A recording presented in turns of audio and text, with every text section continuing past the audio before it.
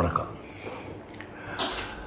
என்னுடைய அருமை நண்பர் அமரர் விஜயகாந்த் அவர்களுக்கு மத்திய அரசு பத்மபூஷன் விருது கொடுத்து கௌரவித்திருக்காங்க.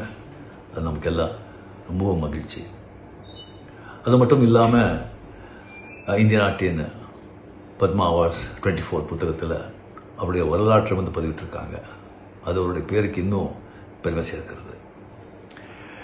விஜயகாந்த் அவர் நம்ம கூட இல்லை அப்படிங்கிறது இன்னும் என்னால் ஏற்றுக்கவே முடியல.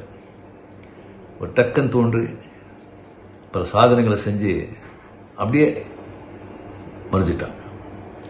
இனிமேல் விஜயகாந்த் மாதிரி ஒருத்தரை பார்க்கவே முடியாது. அவங்கள நான் ரொம்ப மிஸ் பண்ணுறேன். ஸோ ஒரு மதுரையில் பிறந்த ஒரு மதுரை வீரன் நம்ம கேப்டன் விஜயகாந்த் அவர்களுக்கு அவர் நாமம் வாழ்க. நன்றி. வணக்கம். வணக்கம்.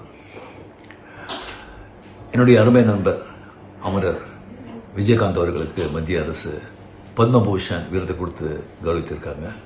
அது நமக்கெல்லாம் ரொம்பவும் மகிழ்ச்சி. அது மட்டும் இல்லாமல் இந்திய நாட்டின் பத்மா அவார்ட்ஸ் 24 புத்தகத்தில் அவருடைய வரலாற்றை பதிவிட்டிருக்காங்க. அது அவருடைய பேருக்கு இன்னும் பெருமை சேர்க்கிறது. விஜயகாந்த் அவர் நம்ம கூட இல்லை அப்படிங்கிறது இன்னும் என்னால் ஏற்றுக்கவே முடியல. ஒரு டக்குன்னு தோன்றி பல சாதனைகளை செஞ்சு அப்படியே மறைஞ்சிட்டாங்க.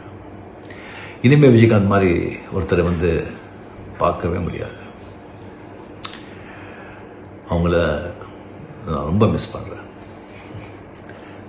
ஸோ ஒரு மதுரையில் பிறந்த ஒரு மதுரை வீரன் நம்ம கேப்டன் விஜயகாந்த் அவர்களுக்கு அவர் நாமம் வாழ்க. நன்றி.